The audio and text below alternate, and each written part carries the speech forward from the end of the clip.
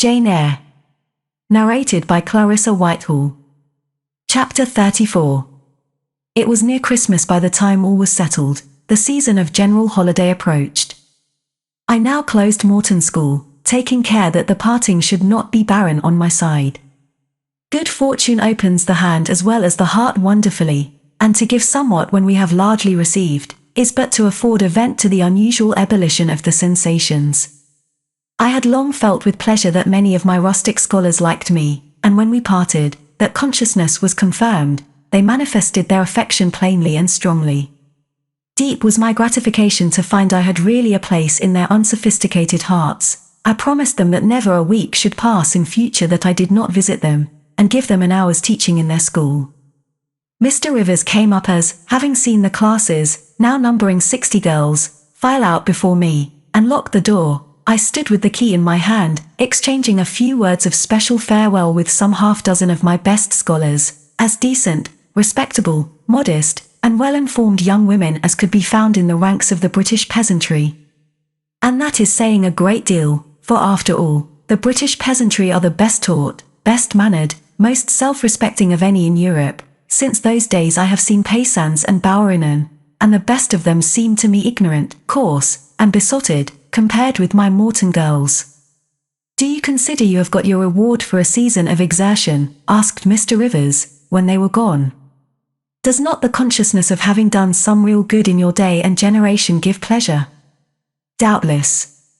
And you have only toiled a few months. Would not a life devoted to the task of regenerating your race be well spent? Yes, I said, but I could not go on forever so. I want to enjoy my own faculties as well as to cultivate those of other people. I must enjoy them now. Don't recall either my mind or body to the school. I am out of it and disposed for full holiday. He looked grave. What now? What sudden eagerness is this you evince? What are you going to do? To be active as I can. And first I must beg you to set Hannah at liberty, and get somebody else to wait on you. Do you want her? Yes, to go with me to Moor House. Diana and Mary will be at home in a week, and I want to have everything in order against their arrival. I understand. I thought you were for flying off on some excursion. It is better so. Hannah shall go with you. Tell her to be ready by tomorrow then, and here is the schoolroom key. I will give you the key of my cottage in the morning. He took it. You give it up very gleefully, said he. I don't quite understand your light-heartedness, because I cannot tell what employment you propose to yourself as a substitute for the one you are relinquishing. What aim, what purpose, what ambition in life have you now? My first aim will be to clean down. Do you comprehend the full force of the expression? To clean down Moor House from chamber to cellar, my next to rub it up with beeswax, oil, and an indefinite number of cloths, till it glitters again. My third, to arrange every chair, table, bed, carpet, with mathematical precision. Afterwards I shall go near to ruin you in coals and peat to keep up good fires in every room. And lastly, the 2 days preceding that on which your sisters are expected will be devoted by Hannah and me to such a beating of eggs, sorting of currants, grating of spices, compounding of Christmas cakes, chopping up of materials for mince pies, and solemnizing of other culinary rites, as words can convey but an inadequate notion of to the uninitiated like you. My purpose, in short, is to have all things in an absolutely perfect state of readiness for Diana and Mary before next Thursday, and my ambition is to give them a beau ideal of a welcome when they come. St. John smiled slightly, still he was dissatisfied. It is all very well for the present, said he, but seriously, I trust that when the first flush of vivacity is over, you will look a little higher than domestic endearments and household joys. The best things the world has. I interrupted. No, Jane, no, this world is not the scene of fruition. Do not attempt to make it so, nor of rest. Do not turn slothful. I mean, on the contrary, to be busy. Jane, I excuse you for the present. 2 months' grace I allow you for the full enjoyment of your new position, and for pleasing yourself with this late-found charm of relationship. But then, I hope you will begin to look beyond Moor House and Morton, and sisterly society, and the selfish calm and sensual comfort of civilized affluence. I hope your energies will then once more trouble you with their strength. I looked at him with surprise. St. John, I said, I think you are almost wicked to talk so. I am disposed to be as content as a queen, and you try to stir me up to restlessness. To what end? To the end of turning to profit the talents which God has committed to your keeping, and of which he will surely one day demand a strict account. Jane, I shall watch you closely and anxiously, I warn you of that. And try to restrain the disproportionate fervor with which you throw yourself into commonplace home pleasures. Don't cling so tenaciously to ties of the flesh, save your constancy and ardor for an adequate cause, forbear to waste them on trite transient objects. Do you hear, Jane? Yes, just as if you were speaking Greek. I feel I have adequate cause to be happy, and I will be happy. Goodbye. Happy at Moor House I was, and hard I worked, and so did Hannah. She was charmed to see how jovial I could be amidst the bustle of a house turned topsy-turvy, how I could brush, and dust, and clean, and cook. And really, after a day or two of confusion worse confounded, it was delightful by degrees to invoke order from the chaos ourselves had made. I had previously taken a journey to Eyre to purchase some new furniture, my cousins having given me carte blanche to effect what alterations I pleased, and a sum having been set aside for that purpose. The ordinary sitting room and bedrooms I left much as they were, for I knew Diana and Mary would derive more pleasure from seeing again the old homely tables, and chairs, and beds, than from the spectacle of the smartest innovations. Still some novelty was necessary, to give to their return the piquancy with which I wished it to be invested.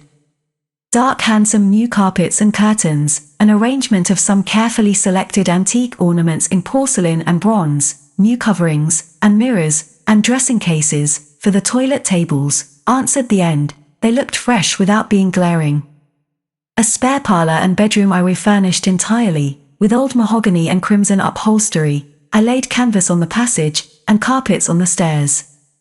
When all was finished, I thought Moor House as complete a model of bright modest snugness within, as it was, at this season, a specimen of wintry waste and desert dreariness without.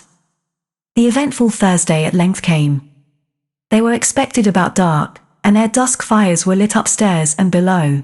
The kitchen was in perfect trim, Hannah and I were dressed, and all was in readiness. St. John arrived first. I had entreated him to keep quite clear of the house till everything was arranged, and, indeed, the bare idea of the commotion, at once sordid and trivial, going on within its walls sufficed to scare him to estrangement. He found me in the kitchen, watching the progress of certain cakes for tea, then baking. Approaching the hearth, he asked if I was at last satisfied with housemaid's work. I answered by inviting him to accompany me on a general inspection of the result of my labours. With some difficulty, I got him to make the tour of the house.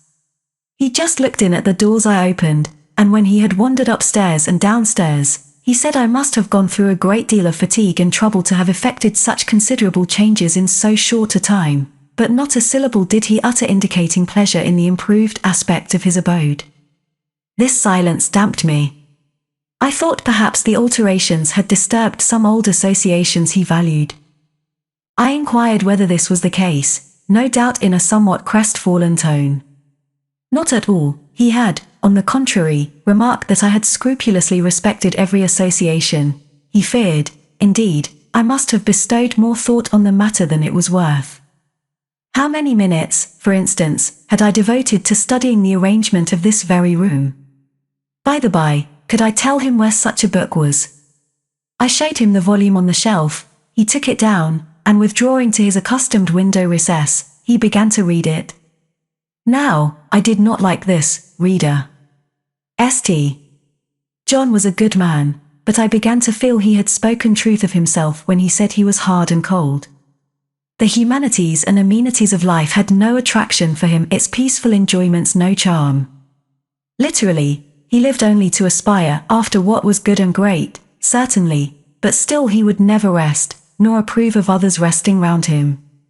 As I looked at his lofty forehead, still and pale as a white stone, at his fine lineaments fixed in study, I comprehended all at once that he would hardly make a good husband, that it would be a trying thing to be his wife.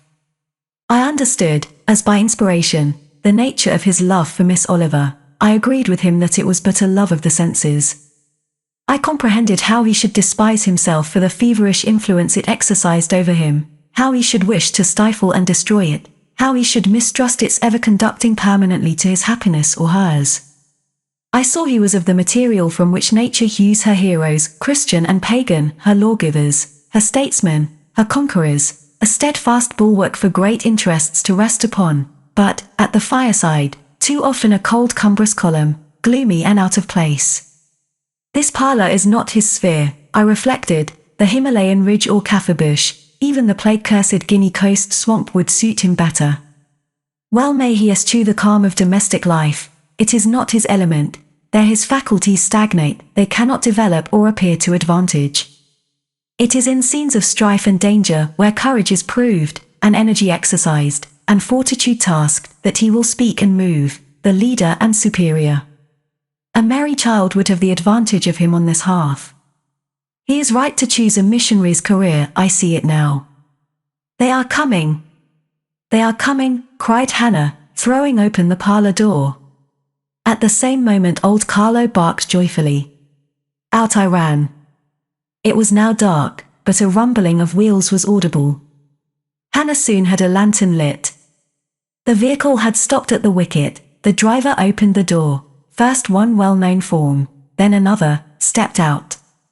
In a minute I had my face under their bonnets, in contact first with Mary's soft cheek, then with Diana's flowing curls. They laughed, kissed me, then Hannah, patted Carlo, who was half wild with delight, asked eagerly if all was well, and being assured in the affirmative, hastened into the house. They were stiff with their long and jolting drive from Whitcross, and chilled with the frosty night air, but their pleasant countenances expanded to the cheerful firelight. While the driver and Hannah brought in the boxes, they demanded St. John. At this moment he advanced from the parlour. They both threw their arms round his neck at once. He gave each one quiet kiss, said in a low tone a few words of welcome, stood a while to be talked to, and then, intimating that he supposed they would soon rejoin him in the parlour, withdrew there as to a place of refuge. I had lit their candles to go upstairs, but Diana had first to give hospitable orders respecting the driver. This done, both followed me. They were delighted with the renovation and decorations of their rooms, with the new drapery, and fresh carpets, and rich tinted china vases. They expressed their gratification ungrudgingly. I had the pleasure of feeling that my arrangements met their wishes exactly, and that what I had done added a vivid charm to their joyous return home. Sweet was that evening. My cousins, full of exhilaration, were so eloquent in narrative and comment, that their fluency covered St. John's taciturnity. He was sincerely glad to see his sisters, but in their glow of fervour and flow of joy he could not sympathise. The event of the day, that is, the return of Diana and Mary, pleased him, but the accompaniments of that event, the glad tumult, the garrulous glee of reception irked him. I saw he wished the calmer morrow was come. In the very meridian of the night's enjoyment, about an hour after tea, a rap was heard at the door. Hannah entered with the intimation that a poor lad was come, at that unlikely time, to fetch Mr. Rivers to see his mother, who was drawing away. Where does she live, Hannah? Clear up at Whitcross Brow, almost 4 miles off, and moor and moss all the way. Tell him I will go. I'm sure, sir, you had better not. It's the worst road to travel after dark that can be, there's no track at all over the bog. And then it is such a bitter night, the keenest wind you ever felt. You had better send word, sir, that you will be there in the morning. But he was already in the passage, putting on his cloak, and without one objection, one murmur, he departed. It was then 9 o'clock, he did not return till midnight. Starved and tired enough he was, but he looked happier than when he set out.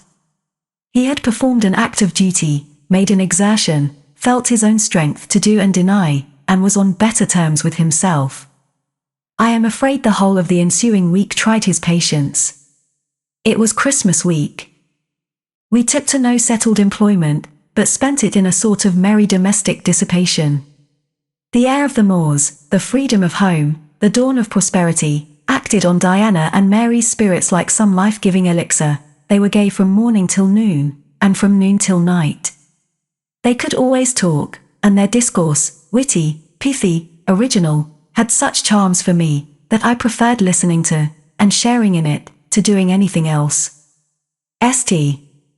John did not rebuke our vivacity, but he escaped from it. He was seldom in the house, his parish was large, the population scattered, and he found daily business in visiting the sick and poor in its different districts. One morning at breakfast, Diana, after looking a little pensive for some minutes, asked him if his plans were yet unchanged. Unchanged and unchangeable, was the reply. And he proceeded to inform us that his departure from England was now definitively fixed for the ensuing year. And Rosamond Oliver, suggested Mary, the words seeming to escape her lips involuntarily, for no sooner had she uttered them, than she made a gesture as if wishing to recall them. St.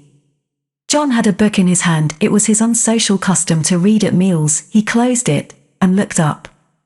Rosamond Oliver, said he, is about to be married to Mr. Granby, one of the best connected and most estimable residents in S-, grandson and heir to Sir Frederick Granby. I had the intelligence from her father yesterday. His sisters looked at each other and at me. We all three looked at him. He was serene as glass. The match must have been got up hastily, said Diana. They cannot have known each other long. But 2 months. They met in October at the county ball at S-. But where there are no obstacles to a union, as in the present case, where the connection is in every point desirable, delays are unnecessary. They will be married as soon as S-place, which Sir Frederick gives up to them, can he refitted for their reception. The first time I found St. John alone after this communication, I felt tempted to inquire if the event distressed him, but he seemed so little to need sympathy, that, so far from venturing to offer him more, I experienced some shame at the recollection of what I had already hazarded. Besides, I was out of practice in talking to him. His reserve was again frozen over, and my frankness was congealed beneath it.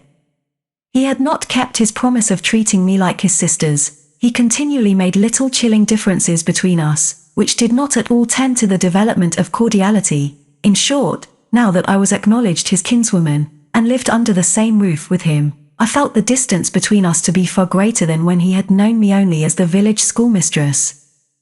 When I remembered how far I had once been admitted to his confidence, I could hardly comprehend his present frigidity. Such being the case, I felt not a little surprised when he raised his head suddenly from the desk over which he was stooping, and said, "You see, Jane, the battle is fought and the victory won." Startled at being thus addressed, I did not immediately reply. After a moment's hesitation I answered, "But are you sure you are not in the position of those conquerors whose triumphs have cost them too dear? Would not such another ruin you?" "I think not, and if I were, it does not much signify. I shall never be called upon to contend for such another. The event of the conflict is decisive. My way is now clear. I thank God for it." So saying, he returned to his papers and his silence. As our mutual happiness, i.e., Diana's, Mary's, and mine, settled into a quieter character, and we resumed our usual habits and regular studies, St. John stayed more at home. He sat with us in the same room, sometimes for hours together. While Mary drew, Diana pursued a course of encyclopedic reading she had, to my awe and amazement, undertaken, and I fagged away at German. He pondered a mystic lore of his own, that of some Eastern tongue, the acquisition of which he thought necessary to his plans. Thus engaged, he appeared, sitting in his own recess, quiet and absorbed enough, but that blue eye of his had a habit of leaving the outlandish-looking grammar, and wandering over, and sometimes fixing upon us, his fellow students, with a curious intensity of observation. If caught, it would be instantly withdrawn, yet ever and anon, it returned searchingly to our table. I wondered what it meant. I wondered, too, at the punctual satisfaction he never failed to exhibit on an occasion that seemed to me of small moment, namely, my weekly visit to Morton School, and still more was I puzzled when, if the day was unfavourable, if there was snow, or rain, or high wind, and his sisters urged me not to go, he would invariably make light of their solicitude, and encourage me to accomplish the task without regard to the elements. "Jane is not such a weakling as you would make her," he would say. "She can bear a mountain blast, or a shower, or a few flakes of snow, as well as any of us. Her constitution is both sound and elastic, better calculated to endure variations of climate than many more robust. And when I returned, sometimes a good deal tired, and not a little weather-beaten, I never dared complain, because I saw that to murmur would be to vex him. On all occasions fortitude pleased him, the reverse was a special annoyance. One afternoon, however, I got leave to stay at home, because I really had a cold. His sisters were gone to Morton in my stead. I sat reading Schiller, he, deciphering his crabbed oriental scrolls. As I exchanged a translation for an exercise, I happened to look his way. There I found myself under the influence of the ever-watchful blue eye. How long it had been searching me through, and over, I cannot tell, so keen was it, and yet so cold. I felt for the moment superstitious, as if I were sitting in the room with something uncanny.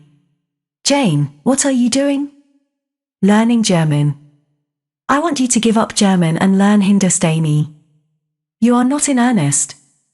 "In such earnest that I must have it so, and I will tell you why."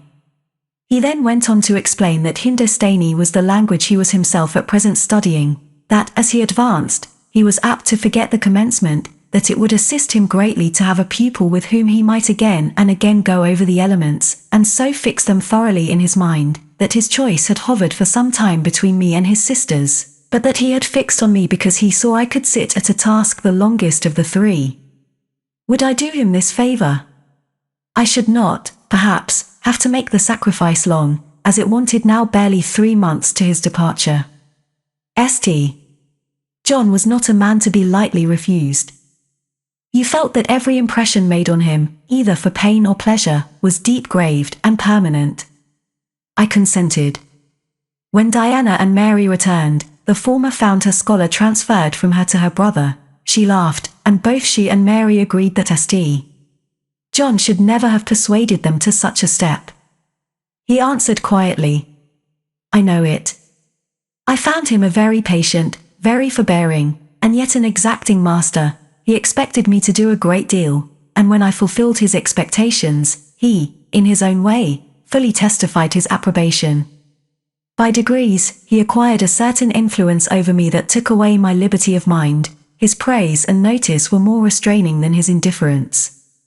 I could no longer talk or laugh freely when he was by, because a tiresomely importunate instinct reminded me that vivacity, at least in me, was distasteful to him. I was so fully aware that only serious moods and occupations were acceptable, that in his presence every effort to sustain or follow any other became vain. I fell under a freezing spell. When he said go, I went, come, I came, do this, I did it. But I did not love my servitude. I wished, many a time, he had continued to neglect me. One evening when, at bedtime, his sisters and I stood round him, bidding him good night, he kissed each of them, as was his custom, and, as was equally his custom, he gave me his hand. Diana, who chanced to be in a frolicsome humour, she was not painfully controlled by his wool, for hers, in another way, was as strong, exclaimed. St. John, you used to call Jane your third sister, but you don't treat her as such, you should kiss her too. She pushed me towards him. I thought Diana very provoking, and felt uncomfortably confused, and while I was thus thinking and feeling, St. John bent his head, his Greek face was brought to a level with mine, his eyes questioned my eyes piercingly, he kissed me. There are no such things as marble kisses or ice kisses, or I should say my ecclesiastical cousin's salute belonged to one of these classes, but there may be experiment kisses, and his was an experiment kiss. When given, he viewed me to learn the result. It was not striking. I am sure I did not blush, perhaps I might have turned a little pale, for I felt as if this kiss were a seal affixed to my fetters. He never omitted the ceremony afterwards, and the gravity and quiescence with which I underwent it, seemed to invest it for him with a certain charm. As for me, I daily wished more to please him, but to do so, I felt daily more and more that I must disown half my nature, stifle half my faculties, wrest my tastes from their original bent, force myself to the adoption of pursuits for which I had no natural vocation. He wanted to train me to an elevation I could never reach. It racked me hourly to aspire to the standard he uplifted. The thing was as impossible as to mold my irregular features to his correct and classic pattern, to give to my changeable green eyes the sea blue tint and solemn luster of his own. Not his ascendancy alone, however, held me in thrall at present. Of late it had been easy enough for me to look sad. A cankering evil sat at my heart and drained my happiness at its source, the evil of suspense. Perhaps you think I had forgotten Mr. Rochester, reader, amidst these changes of place and fortune. Not for a moment. His idea was still with me, because it was not a vapor sunshine could disperse, nor a sand-traced effigy storms could wash away. It was a name graven on a tablet, fated to last as long as the marble it inscribed. The craving to know what had become of him followed me everywhere. When I was at Morton, I re-entered my cottage every evening to think of that, and now at Moor House, I sought my bedroom each night to brood over it. In the course of my necessary correspondence with Mr. Briggs about the will, I had inquired if he knew anything of Mr. Rochester's present residence and state of health, but, as St. John had conjectured, he was quite ignorant of all concerning him. I then wrote to Mrs. Fairfax, entreating information on the subject. I had calculated with certainty on this step answering my end. I felt sure it would elicit an early answer. I was astonished when a fortnight passed without reply, but when 2 months wore away, and day after day the post arrived and brought nothing for me, I fell a prey to the keenest anxiety. I wrote again. There was a chance of my first letter having missed. Renewed hope followed renewed effort. It shone like the former for some weeks, then, like it faded, flickered, not a line, not a word reached me. When half a year wasted in vain expectancy, my hope died out, and then I felt dark indeed. A fine spring shone round me, which I could not enjoy. Summer approached. Diana tried to cheer me. She said I looked ill, and wished to accompany me to the seaside. This St. John opposed. He said I did not want dissipation, I wanted employment, my present life was too purposeless, I required an aim, and, I suppose, by way of supplying deficiencies, he prolonged still further my lessons in Hindustani, and grew more urgent in requiring their accomplishment. And I, like a fool, never thought of resisting him. I could not resist him. One day I had come to my studies in lower spirits than usual. The ebb was occasioned by a poignantly felt disappointment. Hannah had told me in the morning there was a letter for me, and when I went down to take it, almost certain that the long-looked-for tidings were vouchsafed me at last, I found only an unimportant note from Mr. Briggs on business. The bitter cheque had wrung from me some tears, and now, as I sat poring over the crabbed characters and flourishing tropes of an Indian scribe, my eyes filled again. St. John called me to his side to read. In attempting to do this my voice failed me, words were lost in sobs. He and I were the only occupants of the parlour. Diana was practising her music in the drawing-room. Mary was gardening. It was a very fine May day, clear, sunny, and breezy. My companion expressed no surprise at this emotion, nor did he question me as to its cause. He only said, "We will wait a few minutes, Jane, till you are more composed." And while I smothered the paroxysm with all haste, he sat calm and patient, leaning on his desk, and looking like a physician watching with the eye of science an expected and fully understood crisis in a patient's malady. Having stifled my sobs, wiped my eyes, and muttered something about not being very well that morning, I resumed my task, and succeeded in completing it. St. John put away my books and locked his desk, and said, "Now, Jane, you shall take a walk, and with me. I will call Diana and Mary. No, I want only one companion this morning, and that must be you. Put on your things, go out by the kitchen door, take the road towards the head of Marsh Glen. I will join you in a moment. I know no medium. I never in my life have known any medium in my dealings with positive, hard characters, antagonistic to my own, between absolute submission and determined revolt. I have always faithfully observed the one, up to the very moment of bursting, sometimes with volcanic vehemence, into the other, and as neither present circumstances warranted, nor my present mood inclined me to mutiny, I observed careful obedience to St. John's directions, and in 10 minutes I was treading the wild track of the glen, side by side with him. The breeze was from the west. It came over the hills, sweet with scents of heath and rush. The sky was of stainless blue. the stream descending the ravine, swelled with past spring rains, poured along plentiful and clear, catching golden gleams from the sun, and sapphire tints from the firmament. As we advanced and left the track, we trod a soft turf, mossy fine and emerald green, minutely enamelled with a tiny white flower, and spangled with a star-like yellow blossom. The hills, meantime, shut us quite in, for the glen, towards its head, wound to their very core. "Let us rest here," said St. John, as we reached the first stragglers of a battalion of rocks, guarding a sort of pass, beyond which the beck rushed down a waterfall, and where, still a little farther, the mountain shook off turf and flower, had only heath for raiment and crag for gem where it exaggerated the wild to the savage, and exchanged the fresh for the frowning where it guarded the forlorn hope of solitude, and a last refuge for silence. I took a seat. St. John stood near me. He looked up the pass and down the hollow, his glance wandered away with the stream, and returned to traverse the unclouded heaven which coloured it. He removed his hat, let the breeze stir his hair and kiss his brow. He seemed in communion with the genius of the haunt. With his eye he bade farewell to something. "And I shall see it again," he said aloud, "in dreams when I sleep by the Ganges, and again in a more remote hour when another slumber overcomes me on the shore of a darker stream." Strange words of a strange love. An austere patriot's passion for his fatherland. He sat down. For half an hour we never spoke, neither he to me nor I to him. That interval passed, he recommenced. "Jane, I go in 6 weeks. I have taken my berth in an East Indiaman which sails on the 20th of June. God will protect you, for you have undertaken his work," I answered. "Yes," said he, "there is my glory and joy. I am the servant of an infallible master. I am not going out under human guidance, subject to the defective laws and erring control of my feeble fellow-worms. My king, my lawgiver, my captain, is the all-perfect. It seems strange to me that all round me do not burn to enlist under the same banner, to join in the same enterprise. All have not your powers, and it would be folly for the feeble to wish to march with the strong.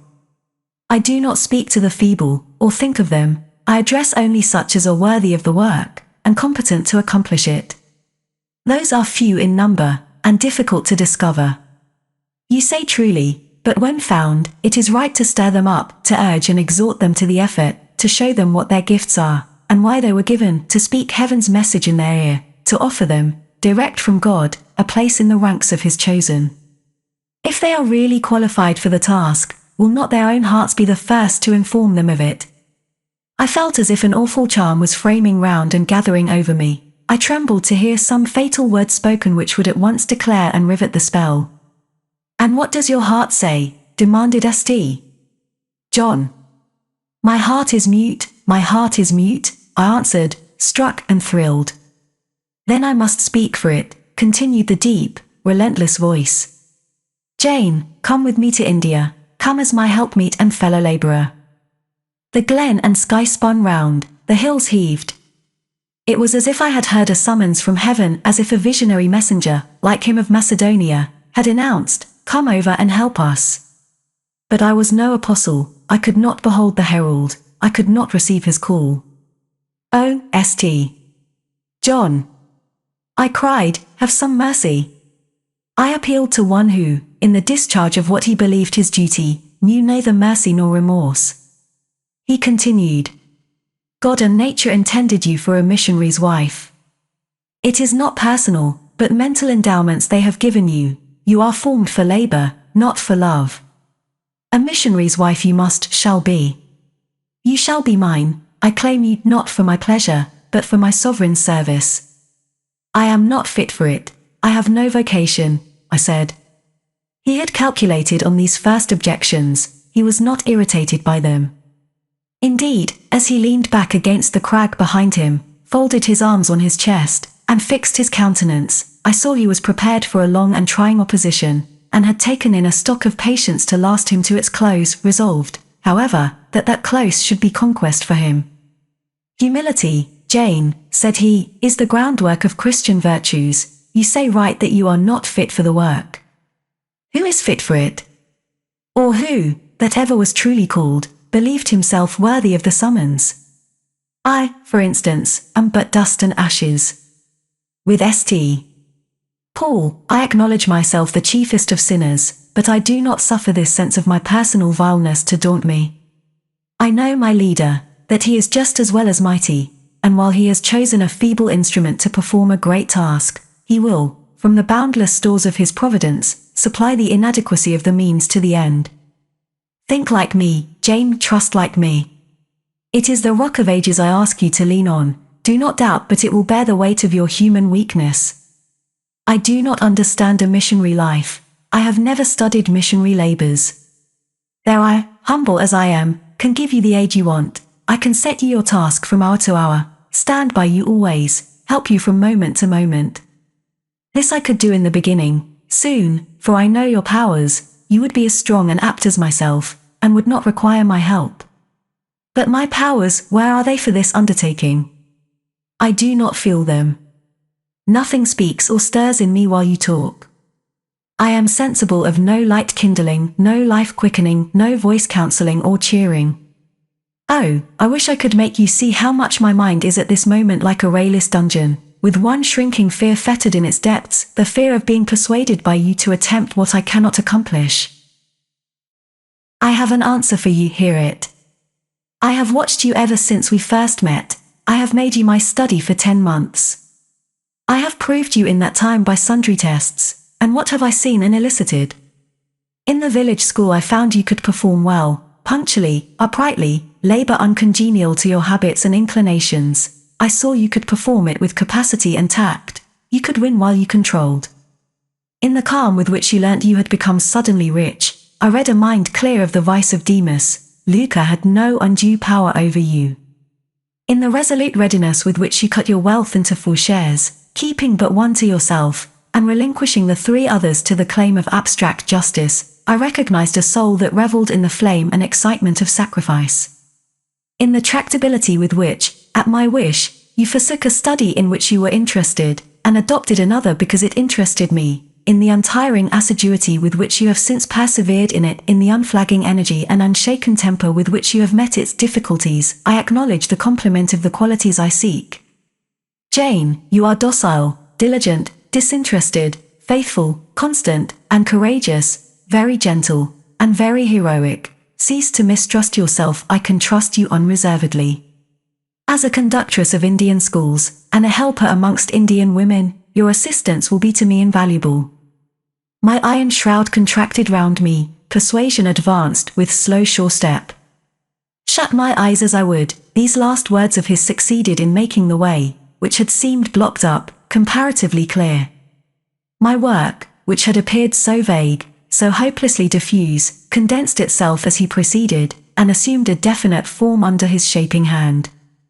He waited for an answer. I demanded a quarter of an hour to think, before I again hazarded a reply. Very willingly, he rejoined, and rising, he strode a little distance up the pass, threw himself down on a swell of heath, and there lay still. I can do what he wants me to do.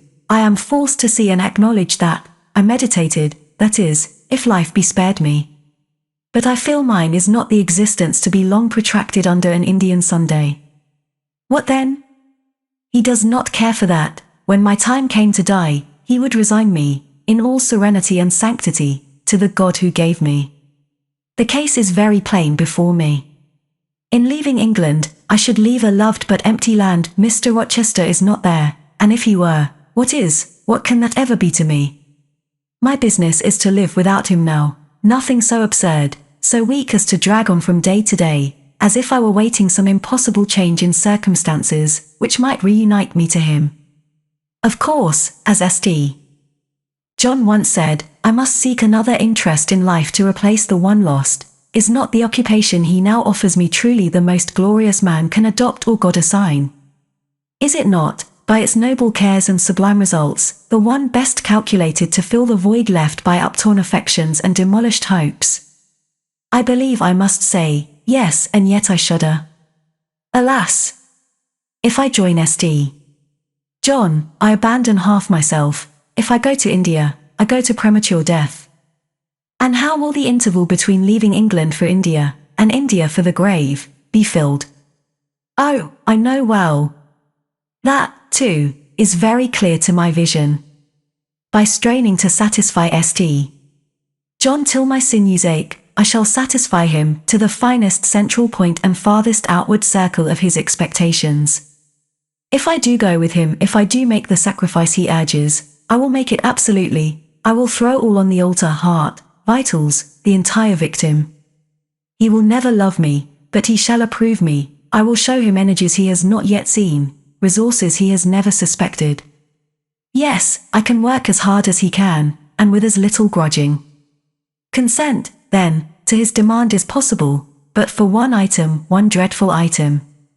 It is that he asks me to be his wife, and has no more of a husband's heart for me than that frowning giant of a rock, down which the stream is foaming in yonder gorge. He prizes me as a soldier would a good weapon, and that is all. Unmarried to him, this would never grieve me, but can I let him complete his calculations, coolly put into practice his plans, go through the wedding ceremony? Can I receive from him the bridal ring, endure all the forms of love, which I doubt not he would scrupulously observe, and know that the spirit was quite absent? Can I bear the consciousness that every endearment he bestows is a sacrifice made on principle? No, such a martyrdom would be monstrous. I will never undergo it. As his sister, I might accompany him, not as his wife. I will tell him so.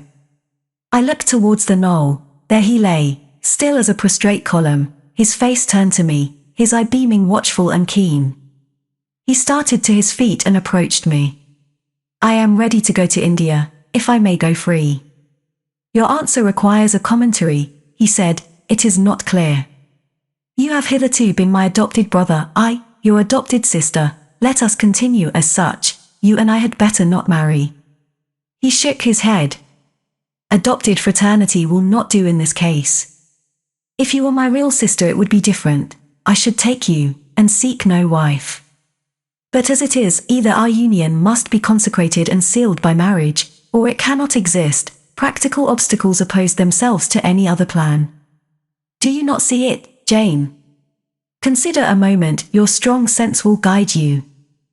I did consider, and still my sense, such as it was, directed me only to the fact that we did not love each other as man and wife should, and therefore it inferred we ought not to marry. I said so. St. John, I returned, I regard you as a brother, you, me as a sister, so let us continue. We cannot, he answered, with short, sharp determination. It would not do. You have said you will go with me to India. Remember, you have said that. Conditionally. Well. To the main point, the departure with me from England, the cooperation with me in my future labours, you do not object. You have already as good as put your hand to the plough. You are too consistent to withdraw it. You have but one end to keep in view, how the work you have undertaken can best be done. Simplify your complicated interests, feelings, thoughts, wishes, aims, merge all considerations in one purpose, that of fulfilling with effect, with power, the mission of your great master. To do so, you must have a coadjutor, not a brother, that is a loose tie, but a husband. I, too, do not want a sister. A sister might any day be taken from me.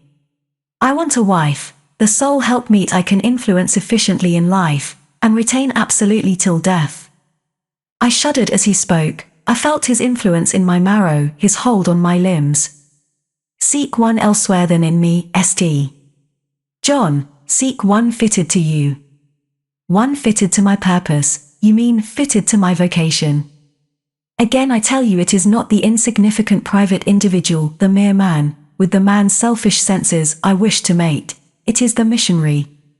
And I will give the missionary my energies. It is all he wants, but not myself. That would be only adding the husk and shell to the kernel. For them he has no use. I retain them. You cannot, you ought not. Do you think God will be satisfied with half an oblation? Will he accept a mutilated sacrifice? It is the cause of God I advocate. It is under his standard I enlist you. I cannot accept on his behalf a divided allegiance. It must be entire.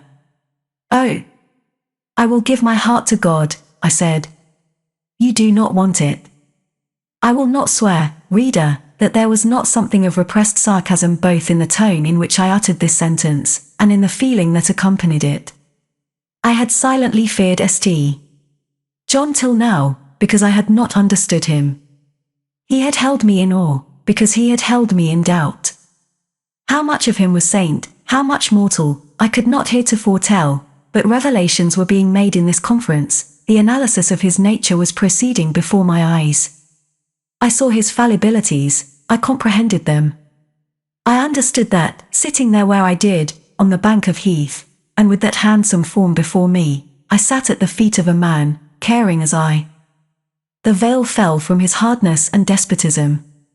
Having felt in him the presence of these qualities, I felt his imperfection and took courage.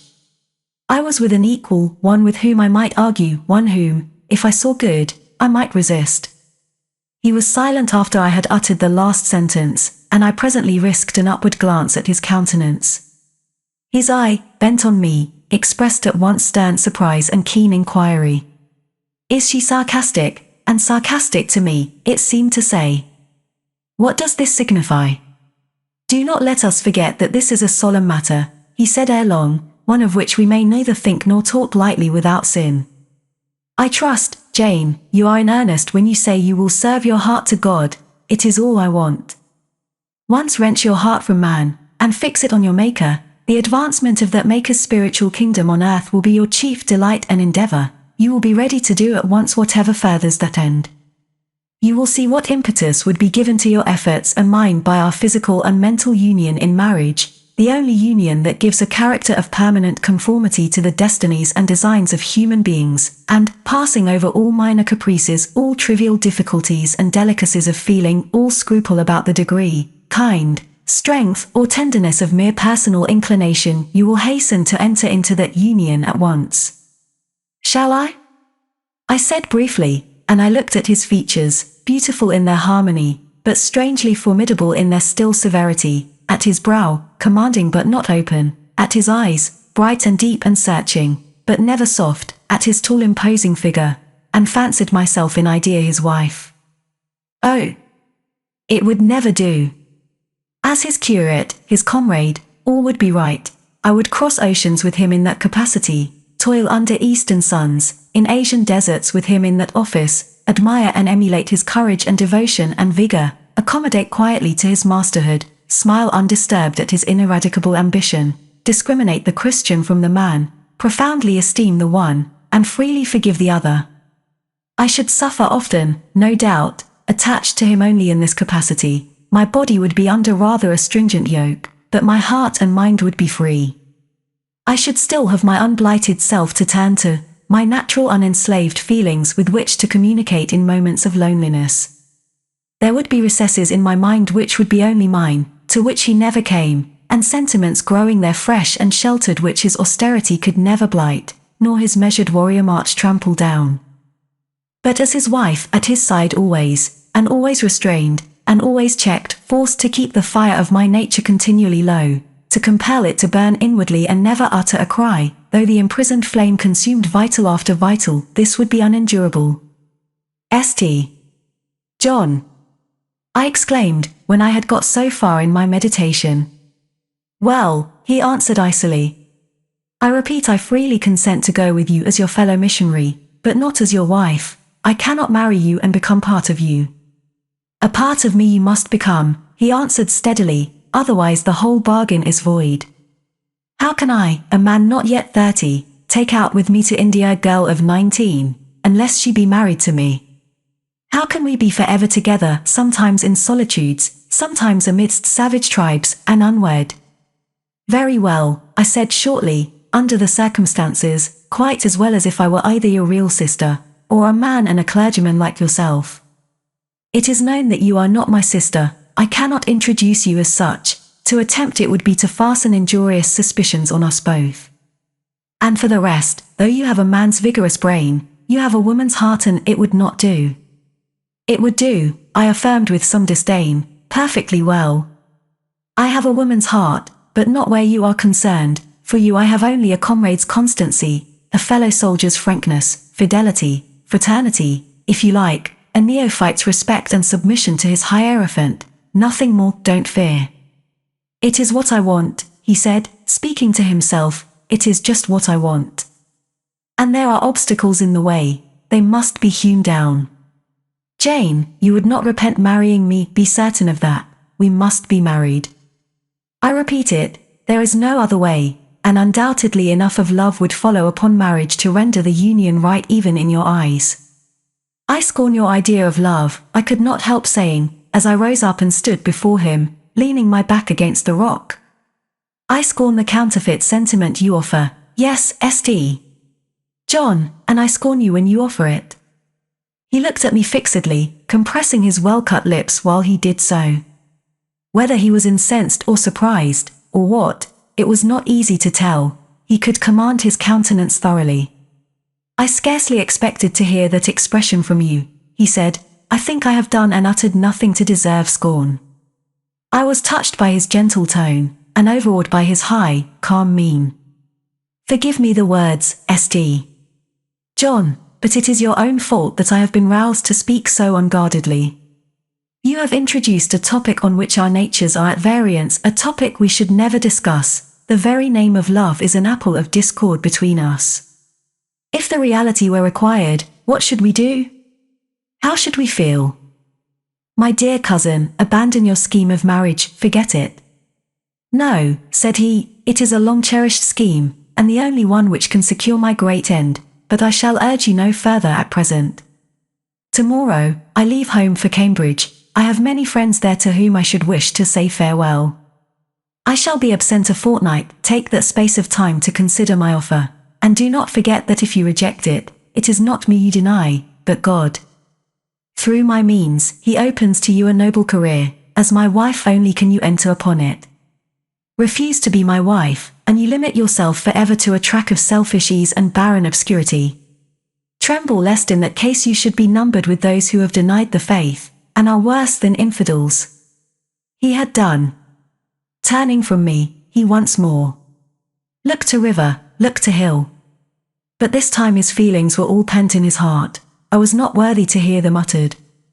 As I walked by his side homeward, I read well in his iron silence all he felt towards me, the disappointment of an austere and despotic nature, which has met resistance where it expected submission, the disapprobation of a cool, inflexible judgment, which has detected in another feelings and views in which it has no power to sympathize. In short, as a man, he would have wished to coerce me into obedience. It was only as a sincere Christian he bore so patiently with my perversity, and allowed so long a space for reflection and repentance.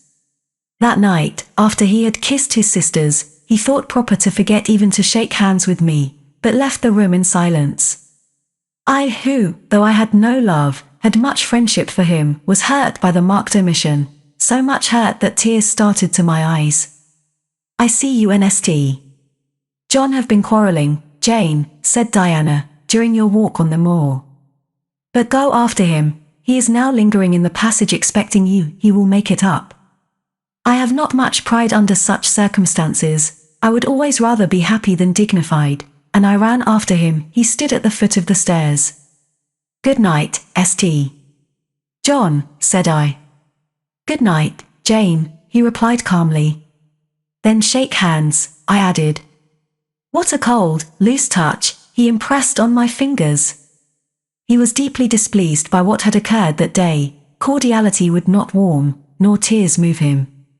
No happy reconciliation was to be had with him, no cheering smile or generous word, but still the Christian was patient and placid, and when I asked him if he forgave me, he answered that he was not in the habit of cherishing the remembrance of vexation, that he had nothing to forgive, not having been offended. And with that answer he left me. I would much rather he had knocked me down.